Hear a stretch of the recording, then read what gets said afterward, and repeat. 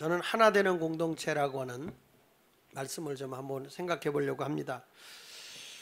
사도행전 6장에 있는 내용을 보면요, 처음에 생겨난 교회가 초대교회가 외부적으로 핍박을 당하고 예수 믿는 것 때문에 말할 수 없는 그런 그 순교의 길을 걸어가잖아요.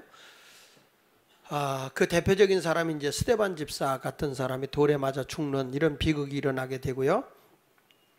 그런데 그 외적인 그 말할 수 없는 박해를 받는데 초대교회는 문제없이 점점 부흥이 돼요. 근데 기독교의 역사를 보면 특이한 것이 뭐냐면 외적으로 박해를 받으면 받을수록 교회는 더욱 내실 있게 성장하는 거예요. 근데 바깥으로 이렇게 편안하게 놔두면 교회도 그냥 편안해져서 타락하게 되는데, 자꾸 핍박을 받으면 받을수록 이 교회는 점점 강해졌어요. 그러다가 이 초대교회가 위기가 첫 번째 위기는 외적인 박해였는데 그걸 잘 극복하고 부흥을 했는데, 두 번째 가서는 뭐냐면 내적인 갈등이에요. 내적인 갈등. 그러니까 내적으로 지금 이 예루살렘 교회가 막 부흥이 돼서 많은 사람이 모였는데, 거기서 이제 그 유대파 과부들과 헬라파 과부들이, 그 당시에 과부 그러면은 가난한 사람을 대표하는 거기 때문에 교회가 서로 이렇게 돕는단 말이에요. 그런데 이 사람들이 그 돕는 문제를 가지고서 분쟁이 생긴 거예요. 그러니까 이 예루살렘이 멸망했을 때 끝까지 예루살렘을 떠나지 아니하고 끝까지 교회를 지키면서 있다가 나이가 든 사람들, 혼자 된 사람들이 유대인 그 과부들이에요. 그런데 이방 나라에 가서 국제적인 결혼을 하고 그들 나름대로 살다가 다시 살기가 어려워서 다시 고향으로 돌아와서 저들이 어려움에 처해 있던 과부들이 헬라파 과부들이에요. 그러니까 이런 히브리파 과부들과 헬라파 과부들이 들어왔는데, 일명 우리가 말하는 텃세가 있잖아요. 텃세. 그러니까 히브리파 과부들이 보니까 저 헬라파, 왜 이방에서 살다가 들어온 사람들 때문에 우리가 많이 그들에게 나눠지니까 우리가 혜택을 많이 못 받는다, 이런 거 가지고서 교회가 막 분쟁이 생기는데, 어떻게 생기냐면 사도들, 목사님들이 너무 편협한다, 새로운 사람들만 좋아한다, 이방 나라에서 온 사람들만 좋아하고 저들에게 자꾸 먹을 것만 주려고 그런다, 이제 이런 것에 대한 갈등이 온 거예요. 그러다 보니까 교회가 위기에 처하게 됐을 때에, 그때 사도들이, 베드로를 중심으로 해서 사도들이 교회를 잘 이렇게 수습을 해가지고 그 교회가 분열돼 가지고 침체된 게 아니라 오히려 더 흥황해 가지고 부흥이 되는 그런 일들이 일어난 것이 오늘 본문의 내용이거든요. 그래서 교회는 갈등하는 것이 아니라 하나가 되는 공동체를 이루어 나가야 된다, 그런 생각을 좀 하게 돼서 우리 샬롬 식구들이 점점 우리가 하나가 되는 그런 공동체로 세워나갔으면 좋겠다 하는 생각에서 하나 되는 공동체라, 이런 제목의 말씀을 증거합니다.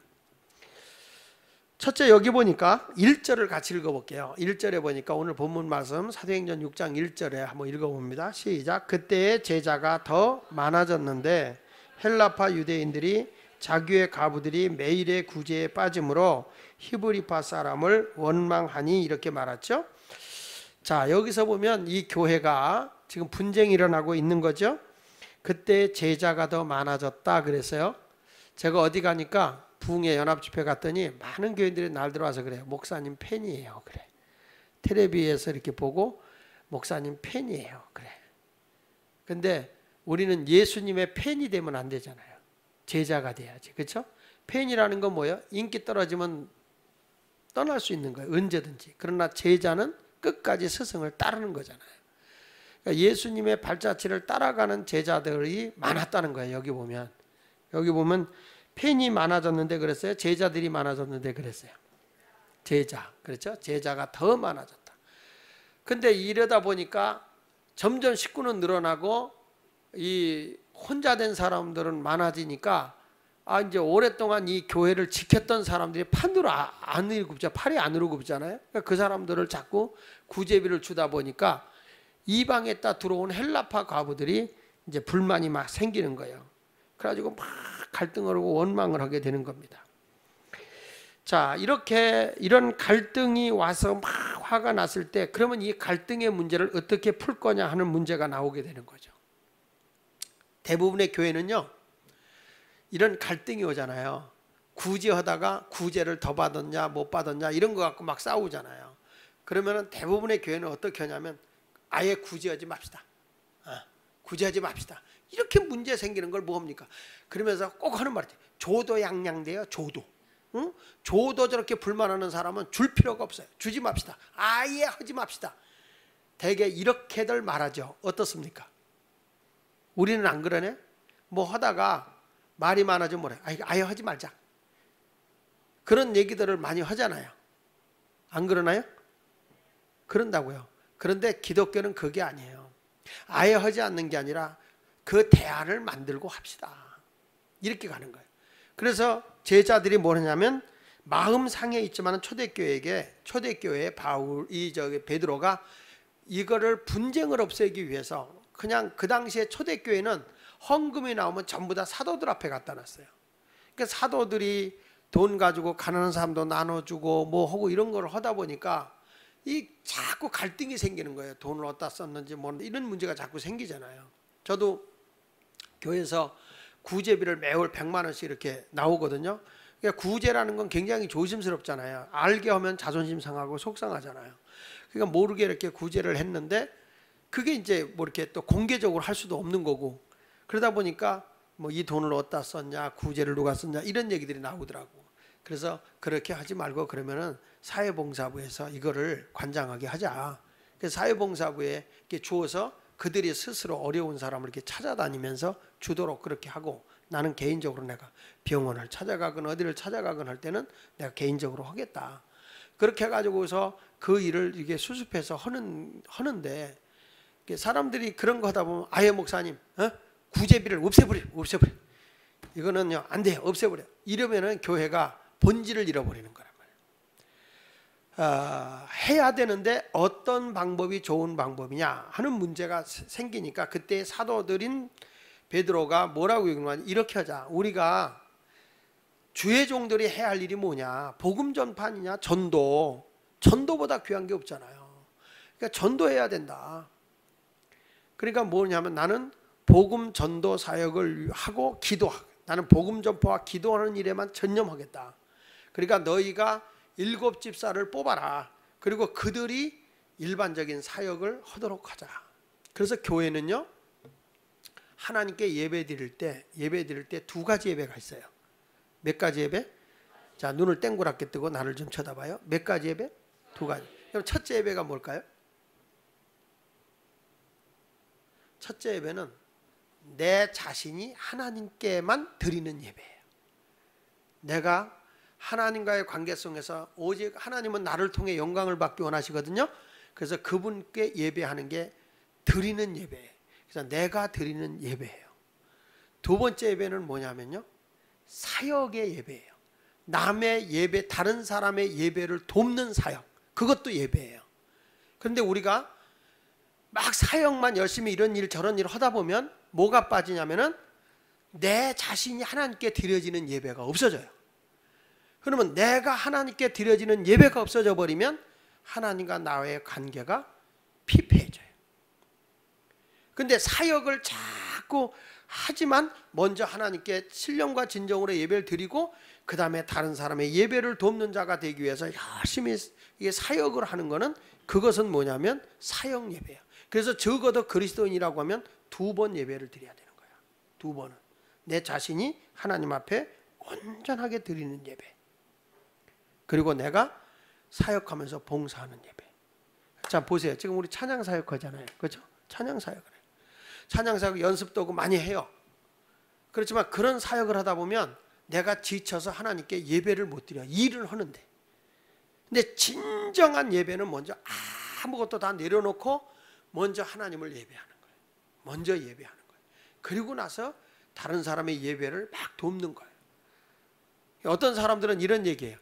일이 많아지니까 한 사람의 한 가지 사역만 하자. 이게 잘못된 게 뭐냐면 물론 한 가지 사역 예배는 해야 되지만은 온전히 내 자신이 하나님께 드려지는 예배는 반드시 해야 된다. 그래서 주일학교 교사들이 사역하는 사람들은 뭐래요? 와서 먼저 예배를 드리고, 그렇죠? 하나님께 예배 드리고 그리고 주일학교가 사역하는 거예요. 그러니까 이렇게 내 자신이 하나님께 드려지는 예배가 드려져야 된다. 그러니까 바울이 여기서 사도들도 뭐냐, 내가 이런 일 저런 일 많이 하다 보니까 너무 일이 업무량이 많아져서 내가 사람들에게 공평하게 못하는구나. 그러니까 이거를 혼자서 하던 일을 평신들과 함께 나눠서 일을 해야 되겠다. 그래서 7집사를 뽑은 거죠. 거기 성경 말씀에 3절을 읽어보면, 3절 같이 읽어볼게요. 시작. 형제들아, 너희 가운데에서 성령과 지혜가 충만하여 칭찬 듣는 사람 7을 택하라. 내가 이 일을 저희에게 뭐하고? 맡기거라. 원래 사도들이 일을 하던 일인데 맡겨준 거예요. 근데 신앙생활이 오래 커지다 보면요, 오래 하다 보면 사도들이 하던 일을 분할해서 맡겨줬는데, 오히려 이제 오래된 교회들 가보면 장로님들 이런 사람들이 사도들 위에 올라가서 자기 말을 들으라고 해요. 목사님은 아무것도 하지 마시고 설교만 하세요. 막 이렇게 교회적인 전반적으로 이끌고 행정적인 뭐 이런 것들을 다 총괄해야 교회가 건강하게 크는데, 그걸 못하게 하는 교회들이 혹가다 있어요. 그러니까 이거는 주객이 전도된 거예요. 주객이. 그러니까 사도들이 하던 일이 업무량이 많아서 이걸 분할시켜 준 건데, 분할시켜 놨더니 오히려 목사님의 사역을 자기들이 뺏어가는, 그러니까 이런 교회는 나약하고 침체될 수밖에 없는 거죠. 그러나 우리가 하나 되는 교회는 어떤 교회냐 그랬더니, 여기서 지금으로 말하면 목사들이 하는 전문 사역, 교역자들이 하는 전문 사역과 평신들이 하는 봉사 사역이 나누어져서 하나가 됐다 하는 얘기를 해주고 있는 거예요. 우리 샬롬 공동체 교회도 하나가 되려고 하면은 우리가 그 사역적인 부분에서 내가 해야 할 일과 또 내가 도와야 할 일들, 봉사 사역과 그 다음에 목회 사역하는 것들을 잘 분별해서 해 나가야 되는 거다 하는 것입니다. 우리 교회는 좀 특이한 것은 평신도들이 이제 내가 이 목회 사역적인 부분까지도 일임을 해준 입장이기 때문에 때로는 저들이 설교도 하고 때로는 저들이 신방도 하고 하는 것은 다른 교회하고 조금 다른 부분이 뭐냐면, 목회 사역까지도 제가 일부를 띄워준 거예요. 그러니까 사역에서 봉사 사역만 하는 게 아니라 이런 목회 사역까지도, 목양 사역까지도 이렇게 띄워주는 그런 사역을 하고 있는 건데, 우리 샬롬 공동체도 이제 훈련이 잘 되어진다고 한다면 우리 디렉터 되신 분들이나 또 목자 되신 분들이 하나의 목양 사역까지도 할 수 있는 그런 아름다운 그런 교회가 된다면, 이런 교회는 목사님은 목사님이고 나는 나 이렇게 되면 안 되겠죠. 한 뜻 한 정신을 가지고 그 사역이 나누어지는 거예요. 이것이 바로 하나 되는 공동체였다. 그래서 공동체는 특징이 뭐냐면 사역이 잘 분별했었다는 거죠. 자, 2절 같이 읽어봅니다. 시작. 12사도가 모든 제자를 불러 이르되 우리가 하나님의 말씀을 제쳐놓고 접대를 일삼는 것이 마땅하지 않다. 4절 시작. 우리는 오로지 기도하는 일과 말씀 사역에 힘쓰리라. 그러니까 사실 주의 종이 뭐 교인들 찾아다니며 어려운 일도 돌보고 뭐도 해야 되지만은, 그러나 이 목회자는 뭐에 미쳐 살아야 되냐면 복음 전파 사역에 미쳐 살아야 돼요. 영혼 구원하는 것보다 더 중요한 게 없잖아요. 그러니까 여러분들이 그런 생각을 해서 우리 목사님은 아주 복음 전하는데 미쳤어 이 정도. 뭐라고? 우리 목사님은 어디에 미쳤다고? 그렇게 얌전하게 미쳤어 이러지 말고 아주 복음 전도 사역에 미쳤어 이 정도 열정. 나는 여러분들이 전도하는데도 미쳤어. 우리 이 샬롬 공동체 교회들이 젊은이들을 찾아가면서 예수님을 전하는 그런 전도 사역에 정말 미쳐 살아야 돼. 아멘. 현찮네. 그러니까 이게 사도들도 지금 말씀 사역과 우리가 기도하는 일에 정말로 전념을 하고, 당신들은 이런 사역, 봉사 사역 쪽에서 영혼을 돌보는 일을 좀 해달라, 이렇게 이 업무를 분명하게 분별을 했어요. 그러니까 교회가 분쟁이 없어지는 거죠. 그러니까 이 초대교회가 외적인 핍박보다 더 위기에 처했던 것이 내적인 갈등이라는 거예요. 그러니까 우리 교회도 제일 위험한 게 뭐냐면, 바깥에서 핍박을 당하고 바깥에서 뭐 우리 교회 건축하는 거 피켓 들고 뭐 한다 그러지만 여러분 이게 안 되는 거거든요. 저 사람들이 자꾸 요구해달라고 해달라는 게 될 수 있는 게 있고 안 될 수밖에 없는 게 있거든요. 근데 우리 교회에 이제 이래서 조경을 쭉 해놓는데 그 조경 안에다가 우리 담장을 칠합니다. 그럼 여러분 이 건물이 준공이 안 나는 거잖아요. 우리 건물의 조경인데 그 조경을 내놓으래요. 3m 앞을 띄어서. 그러면 교회가 어떻게 되겠어요? 이런 건 안 되잖아요. 그러니까 어거지로 떼쓰는 건 안 되는 거예요. 지난주에도 제가 이제 오후에 이 민호인들과 만나서 같이 얘기를 하는데 뭐 해달라 다 해줬어요. 다. 정원 여기 이만큼 띄어서 나무 이렇게 심는 거 해달라. 오케이 해준다. 다 해줬어요. 그런데 안 되는 걸 자꾸 고집부려요. 근데 그거 뭘 요구하는 걸까요? 근데 이 사람들이 나중에는 어디까지 오버하냐면 우리 교회 건물 짓는데 뭐가 얼마큼 조금 더 나왔다. 얼마큼 조금 더 팠다. 뭐가 얼마큼 높아졌다. 이런 것까지 와서 다 조사해가지고는 그런 일들을 하는 거예요. 그래서 내가 웃으면서 그랬어요. 와, 우리 현장에 감독하는 사람보다 당신들이 더 감독을 잘해줘서 고맙다 그랬어요. 그게 참 이런 것들이 어렵잖아요. 그러니까 이럴 때 우리가 이쪽에 사역할 때 목사가 다 나서 그 일을 못 하잖아요. 그러니까 목사님이 복음전도 사역하는데 상처가 되지 않도록 하기 위해서 교회 건축위원들이 가서 그런 문제들을 해결하고 이렇게 잘 해결하는 거예요.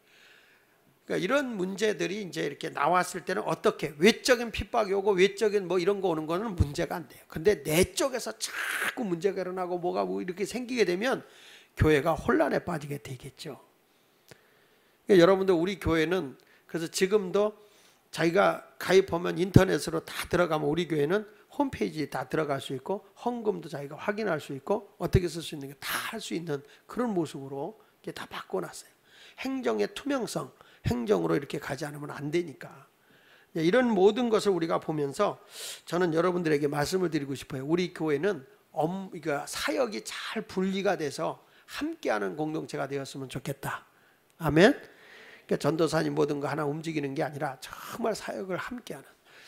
우리 지난번에 우리 교회 왔던 오선희 목사님이 여러분 설교하셨죠? 하셨죠? 근데 이제 어른들을 이제 그 상담 치유에 대해서 이렇게 강의를 하는데 미국에서 오랫동안 하셨던 분이고 정말 경험이 많은 분이죠. 근데 저는 이제 직접 참여를 안 했는데 참여하신 어른들 가운데 보면 디렉터가 되신 분들 이런 분들이 이제 자기들이 배워서 내 쪽으로 어떻게 할 거냐 이런 것들을 이렇게 하는데 얘기를 들어보니까 그 안에서 엄청나게 치유를 받고 있더라고요. 내가 왜 이런 성격이 나왔지? 내가 이런 것들을 다 하고 우리 애가 왜 이렇게 반항하고 왜 그러지? 이런 것들을 다 답을 찾으면서 오히려 아이에게 문제가 있는 게 아니라 자기 자신에게 문제가 있으면서 그게 치유가 되는 거예요. 너무너무 좋아서 우리 청년들도 이런 반에 들어가서 같이 공부를 좀 꼭 했으면 좋겠다. 이렇게 훌륭한 그런 그 상담 목회를 하는 그런 분을 찾기가 참 쉽지 않거든요. 근데 이런 걸 다 갖고 와서 이렇게 하는데 제 아내도 거기 갔다 들어오더니 정말 많이 치유가 된대요. 그러니까 내가 많이 상처를 준 거지. 근데 그거보다 더 중요한 게 뭐냐면 자라는 과정에서 입었던 그 뿌리들을 자기도 모르는 사이에 그게 있는 거예요. 근데 그런 것들이 다 치유가 되는 거예요. 그래서 이거는 우리 청년들이 좀 했으면 좋겠다. 그러면 나중에 청년들이 이것만 배우면 나도 치유가 되지만 여러분 다 상담사가 될 수 있어요. 다. 그러면 굉장히 건강한 사람이 되잖아요. 엄청나게 건강한 사람, 상당히 건강한, 대단히 건강한 사람이. 예. 지금 우리 어른들도 지금 그래서 지금 모집으로 하면서 근데 특별히 제가 청년에 대해서 좀 신경 좀 써달라 그래서 청년들에 대한 그 모임을 갖게 되는데 제가 치유 상담이나 이런 상담하는 걸 많이 들어봤고 또 많이 그런 세미나도 이렇게 들어봤는데 이번에 오신 우리 오선희 목사님은 정말 탁월한 것 같아요. 여러분이 안 믿어도 믿어. 믿어. 그래서 우리 청년들이 좀 많이 그 강의를 들었으면 좋겠다는 생각이 듭니다. 그렇게 되면 우리가 이 사람이 이렇게 분쟁을 일으키는 사람, 막 이간질하고 있는 사람, 이런 사람들도 다 그게 변화가 일어나요. 그래서 너무 우울증이 심해서 정신 분열 증세가 일어나는 분들도 그런 것이 치유가 되고 또 어려서부터 부모님으로부터 상처받은 우리들이 상처가 치유될 수 있는 그런 많은 것들이 우리가 치유되는데 그렇게 될 때 교회가 뭐가 되죠? 분쟁이었고 다툼이었고 가정이 분쟁이었고 다툼이었고 하나가 되는 일이 이루어진다는 거죠. 근데 오늘 이 초대교회는 근본적으로 사도들과 평신도들이 함께 이렇게 동역을 한 것과 그리고 사역을 분배한 것이 훌륭했고요. 마지막으로 이 교회는 뭐가 있냐면 신앙의 기준이 분명했다. 그러니까 사역자를 세울 때 그냥 아무나 너 이래봐 너 이래봐 그게 아니라 신앙의 기준이 딱 서 있어요. 그러니까 어떤 사람이 사역자가 되느냐. 3절을 다시 읽어볼게요. 3절. 자, 시작.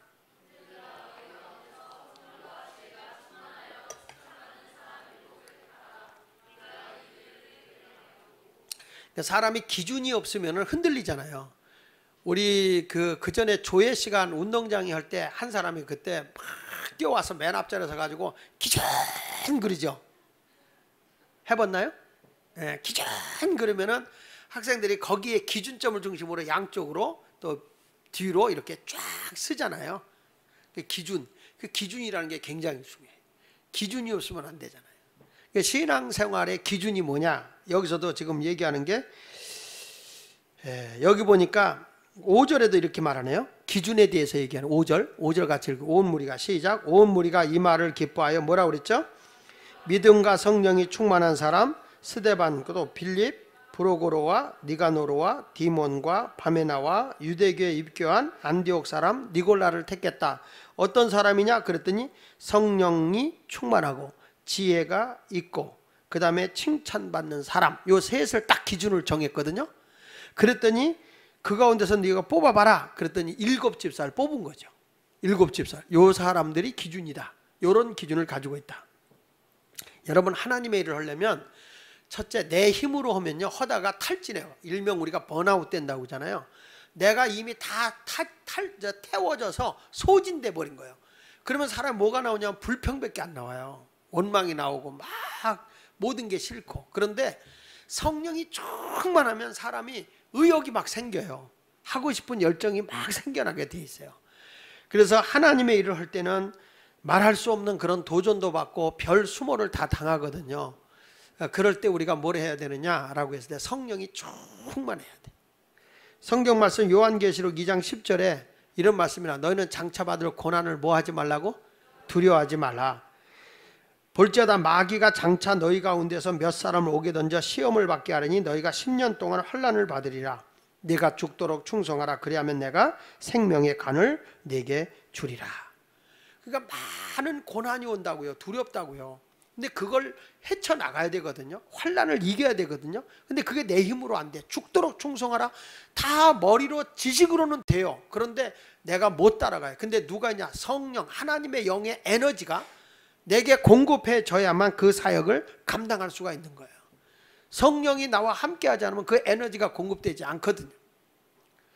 저는 요즘에 와서 그런 느낌을 많이 받거든요. 이 교회를 짓다가 보면 목사님의 영적 상처를 많이 받아요. 이 교회를 짓다 보면 건축업자들 괴롭히죠. 막 이 사람들은 어떻게 해서 트집 잡아서 돈을 더 뜯어가려고 그러잖아요. 추가 공사 됐습니다. 뭐가 얼마 됐습니다. 그러니까 이게 성경을 꼼꼼히 보라면 보겠는데 이게 뭐 자재가 얼마 들어가고 뭐가 얼마인데 이런 걸 다 뽑아야 되잖아요. 그러니까 그런 것들을 하는데 나중에 가서는 결국에는 이제 뭐 목사님하고 얘기해야 된다. 뭐 이렇게 얘기가 돼가고 그러잖아요. 그러죠? 주변에 있는 사람들을 자꾸 목사님 만나자고 목사 다른 사람하고는 안 만나겠다 그러죠?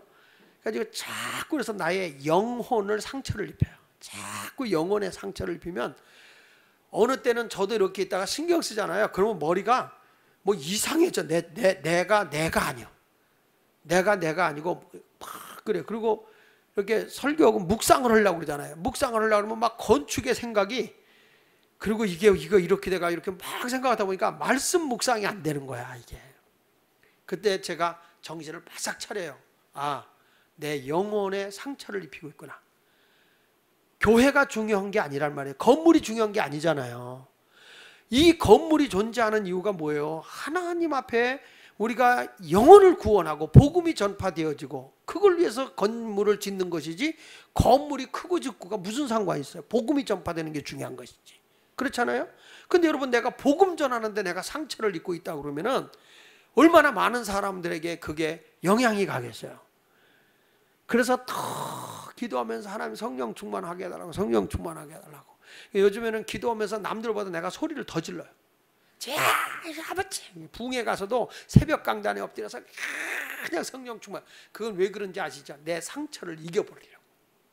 내가 지금 막 입는 어떤 데미지를 내가 물리쳐서 내가 건강한 영혼을 갖게 하려고. 그렇지 않으면 내 마음에 평안이 없어요. 싸나워져요.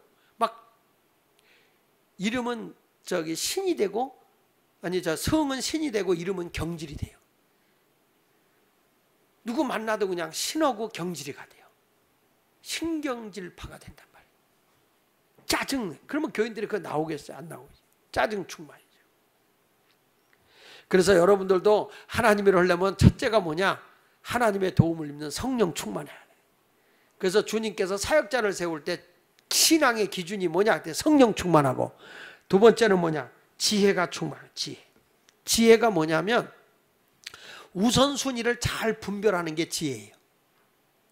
쉽게 말하면 먼저 할 일과 나중 할 일, 무엇이 바른 것이고 무엇이 그른 것인지를 분별해낼 수 있는 능력이 지혜예요. 그러니까 성경에 보면 슬기로운 다섯 처녀와 미련한 다섯 처녀가 나오는데, 슬기로운 다섯 처녀는 기름과 등을 준비했다. 이게 지혜로운 여인이에요. 어리석은 여인은 지금 당장만 뭐 가지고 있다가 신랑이 늦게 오므로 기름이 떨어졌다고 그랬잖아요. 그래서 등불을 밝히지 못해서 신랑을 맞이하지 못했다. 내가 지금 여기서 무엇이 우선이냐? 오늘 아침에 딱 눈 떠서 여러분, 지혜로운 사람은 뭐예요? 내가 오늘 우선순위를 해야 될 게 뭐지? 내가 먼저 해야 할 일이 뭐지? 어리석은 사람은 뭔지 알아요? 뭐란지 아세요? 이 다음에 할게. 조금 내일 하지 뭐. 내일 하지 뭐. 이렇게 미루다가 아무것도 못하는 분들 여기 4명 앉아 있잖아. 근데 우리는 딱 일이 오면 해놓고 쉬는 거예요. 먼저 할 일을 딱 해놓고 쉬는 거예요. 그게 복이에요. 여러분들은 지혜로운 사람. 그래서 내가 가져야 할 것, 버려야 할 것, 택해야 할 것, 택하지 말아야 될 것, 가야 할 것, 가지 말아야 할 것, 이런 것들을 잘 여러분들이 구별해야 되잖아요. 어른들이 하토 치는 걸 고스톱이라고. 고스톱. 점수가 나면 뭐 스톱하고, 점수가 안 나면 또 돌려서 고, 뭐 이런 건 고스톱이라고. 근데 정말 예수 믿는 사람들이 고스톱을 잘해야 된답니다. 고스톱이 뭐냐 그랬을 때, 예수 믿는 사람은 가야 할 때는 가고 멈춰야 할 때는 멈추는 거. 그게 고스톱이래요. 하토가 아닙니다. 또 오늘 얘기 듣고 가서 명절에 가서 가족들 다 모여, 우리 목사님이요 오늘 고스톱 잘하래요. 고스톱. 그러면 여러분 교회 못 나가게 합니다. 고스톱이라는 건 꼭 하나님이 기뻐하는 자리는 가지만, 우리가 기쁨이 되지 않는 자리는 스탑 딱 멈추고 안 갈 수 있는 그런 지혜로운 사람이 됐으면 좋겠어요. 마지막으로 말씀에 순종함으로 칭찬받는 자. 따라합시다. 칭찬받는 자. 그러니까 사람이 어느 곳에 가도 이렇게 칭찬을 받는 거예요. 초대교인들은요, 가는 데마다 칭찬받는 거야. 막 칭찬을 받아. 그러니까 7절에 이런 말씀이 나오잖아요. 마지막에 7절에 이런 말씀이 나와요. 하나님의 말씀이 점점 왕성하여. 같이 한번 읽어봅시다. 시작. 하나님의 말씀이 점점 왕성하여 예루살렘에 있는 제자의 수가 더 심히 많아지고 허다한 제사장의 무리도 이 도에 복종했다. 그랬잖아요. 그러니까 초대교회가 왜 부흥이 된 거예요? 말씀이 왕성했다고 그랬잖아. 뭘 그걸 한참 생각하고 있어요. 하나님의 말씀이 점점 뭐하여? 왕성했다. 그러니까 하나님 말씀이 점점 이렇게 확산되어지니까 초대 교회인 예루살렘 교회가 제자의 수가, 예수 믿는 자의 수가 많아졌다는 거예요. 그럼 우리 샬롬 교회 청년들이 더 활기 있게 하려면 우리 교회가 뭐가 있어야 되냐면 말씀이 살아 움직이는 게, 하나님의 말씀의 능력이 꿈틀거리는 그런 교회가 되어질 때만이 교회는 부흥되는 거예요. 그래서 오늘 여러분들에게 제가 2가지로 말씀을 드렸는데, 첫째는 뭐냐면 이 초대교회가 이렇게 하나가 될 수 있었던 건 뭐냐면 사도들과 평신도들의 사역이 분배가 잘 됐다는 거. 두 번째 가서는 신앙의 기준이 분명히 정립되어 있었다고 하는 거. 그것이 바로 초대교회가 하나가 되고 부흥되게 하는 것 중에 하나였는데, 여기서 보면 이 평신도의 사역자의 기준이 뭐냐? 첫째, 성령 충만해라. 둘째, 지혜가 있어라. 셋째는 뭐예요? 칭찬받는 사람이 되라. 이 3가지를 기준으로 해서 사역자로 뽑았을 때 그것이 바로 초대교회를 부흥시킨 것이죠. 우리 샬롬교회 부흥됩시다. 저는 매주일마다 감사한금을 드리면서 샬롬교회 부흥을 주십시오. 그걸 감사를 하면서 거꾸로요. 샬롬교회 하나님의 부흥을 주십시오. 하나님의 역사가 있게 하여 주시옵소서. 그래서 우리 젊은이들이 이제 우리끼리만 모여서 예배드리는 걸로 끝나지 말고 지난주에 말한 것처럼 앞으로 세계를 향해 열려있는, 세계를 향해 뻗어나가는 교회로 반드시 저는 실현할 겁니다. 만들어 나갈 겁니다. 여러분들이 내년부터는 외국에 열심히 다니셔야 됩니다. 시간도 마련하고 돈도 열심히 버십시오. 이제 여러분들이 이제는 교인들, 그전에는 해외 나갈 때, 선교로 나갈 때 자동차 세차도 하고 여러분들이 커피도 막 이렇게 하고 그랬는데 요즘에는 너무 편안하셔서 만사 형통하셔서 잘 안 하는데 미리미리 이번에 이제 10월 초경에 10월 첫째 주에 여러분들 세미나 해외 선교 위해서 좀 준비를 하고 미리미리 신청을 받아서 내년을 준비하도록 하겠습니다. 여러분 세계적인 NGO 운동의 선두주자가 되는 우리 샬롬교회가 되도록 합시다. 이제 지역을 위해서도 우리가 열심히 봉사하는 것 물론이고 세계를 향해서도 뻗어나가는 그런 사역의 아주 그냥 기점이 되는 본거지가 되는 샬롬 공동체 교회가 되도록 합시다.